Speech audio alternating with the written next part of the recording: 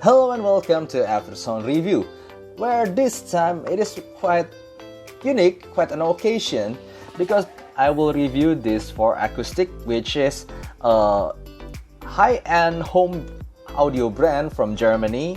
This is the for Acoustic, and they have decided to enter the IM market. And first of all, thank you for Mr. Danny Rommer for providing me with this review unit. And then it is using one dynamic driver and two balance armature at quite affordable price. And it definitely at this price point, it definitely have competition with some Chi-Fi IMs. Okay, like usual, I will review them from the build, fit, frequency response, sounds, and comparison. When it comes to the build quality, I'm truly familiar with this kind of build quality, and I need to say that apparently the 4 Acoustic is having some kind of working together with some Chinese company to make this IM. So this is made in China, but it is tuned by Germany to make this product. And this kind of build I have seen in over some IMs like from Sorry Audio. That is Chi-Fi, and then from the C Audio, you may have heard of that name, and Mangert. This is really similar to those that I've mentioned. The housing, it is made of resin, and you can see that it has 4 acoustic design on it, and also the nozzle is like this. It is metal with a little lip on that, and the cable itself is truly similar to those of the Sorry Audio. It is thick, it is nice, it is using 2-pin connectors by the way, and it's using 4 core on the upper side and then 8 core braided on the lower side, and the cable itself is really thick but flexible, so I have no problem with this kind of cable. In fact, I really like this kind of cable because I assure you it will last for a long time. And then when it comes to the fit itself, and again, I'm truly familiar with this kind of fit, and it definitely fits my small Asian ears perfectly. I could wear them for hours and have no feeling of fatigue or whatsoever. It's just really good in this kind of fitting. And when it comes to the sound, I will use my i5 XDSD, X-Duo X10, Q-Delix 5K, and also iBasso the X160. And here is the song list.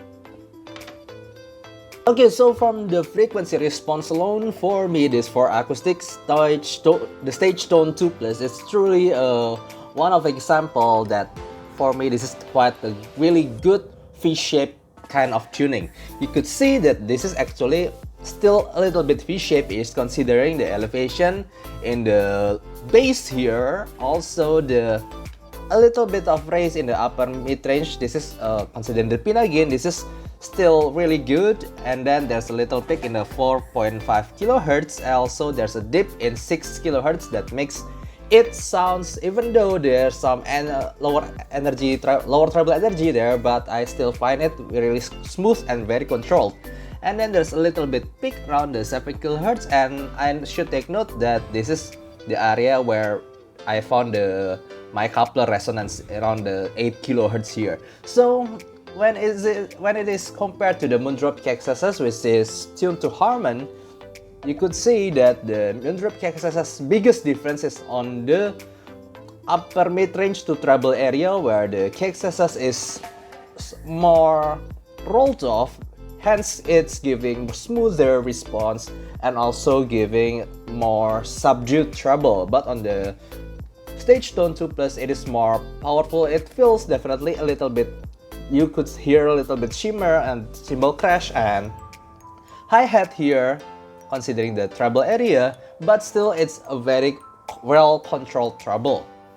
And then this is the DF neutral from Swanergy, and you could see that definitely this is my standard for neutral, that the Swanergy has lower bass, it is more neutral bass with similar pinna gain at 3 kilohertz, but yes, again, you will find a little bit of bump in the 4.5 kilohertz in the lower treble area, and then dip in the 6 kilohertz compared to the Swanergy.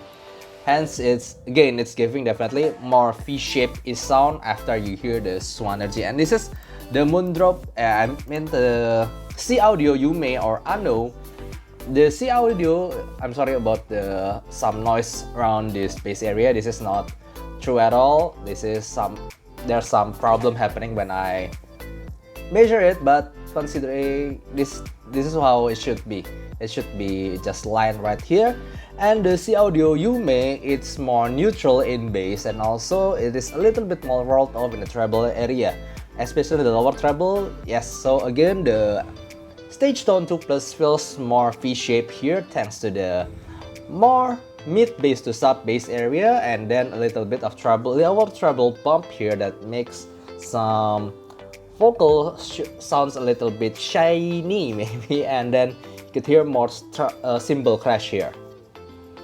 So when it comes to the sound, you have seen that through the frequency response, this IM could be categorized as mild V-shape is balanced. For me, this is one of the best V-shape tuning that I've ever heard, regardless of price. And I'm here not talking about technicality, I'm here not talking about anything really fancy up there, but I'm just talking about the tuning itself, the tonal balance.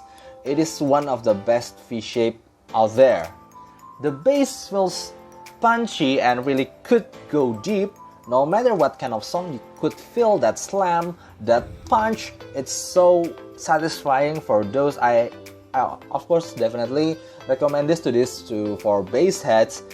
Although it is not really thick and it's not sluggish, but it's punchy and really could go deep. So yeah, it's simply really recommended for those to try EDM songs or pop songs, and it could go fast. So yes, this is a really high quality bass that I love.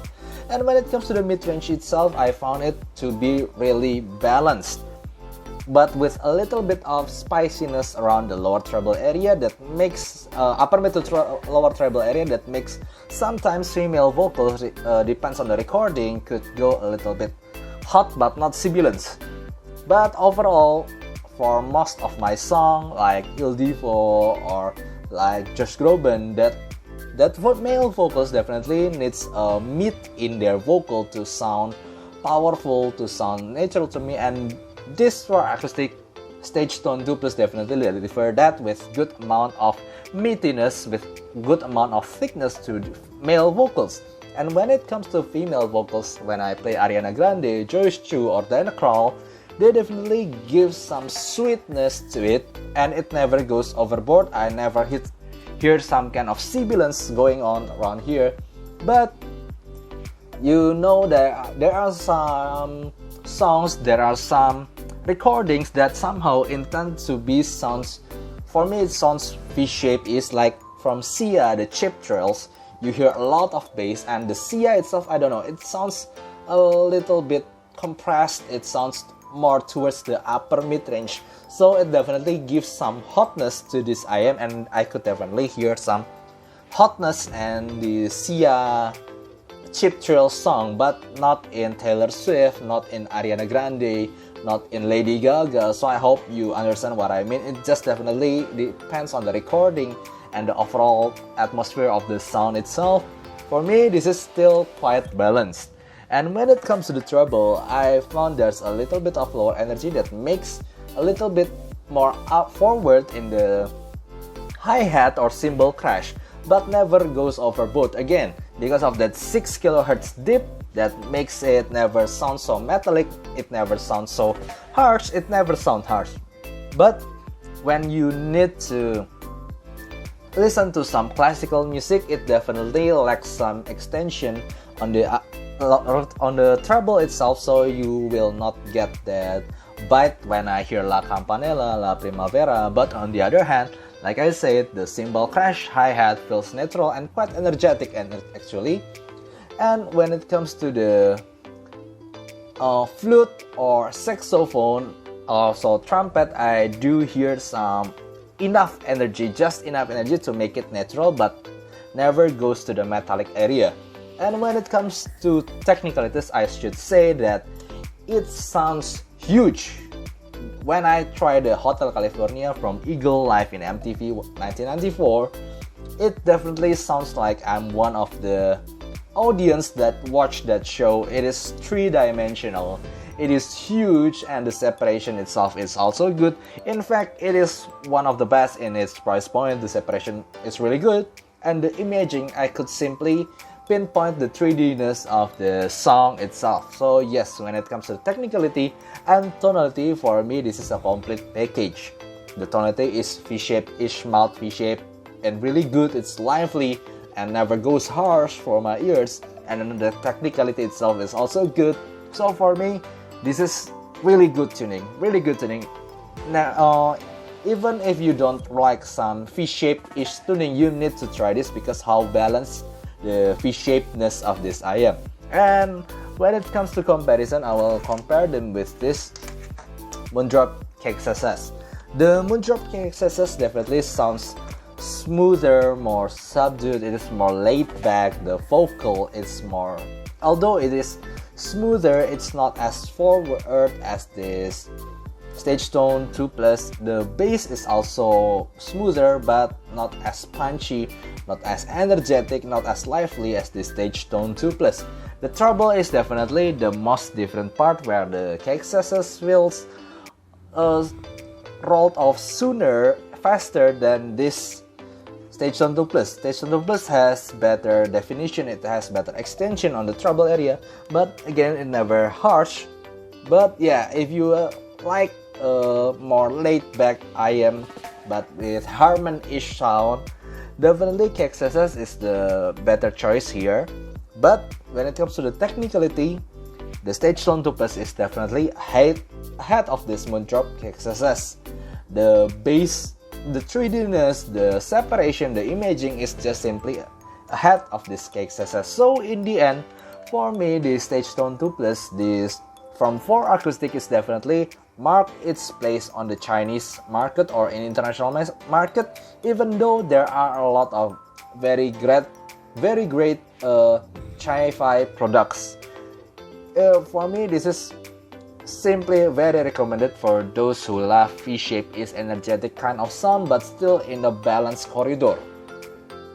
So that's all for me. For acoustic, it is so sudden, it is really new, but it's so fresh. They know what they're doing, they know how to tune. I am right. For me, for acoustic is definitely recommended to try.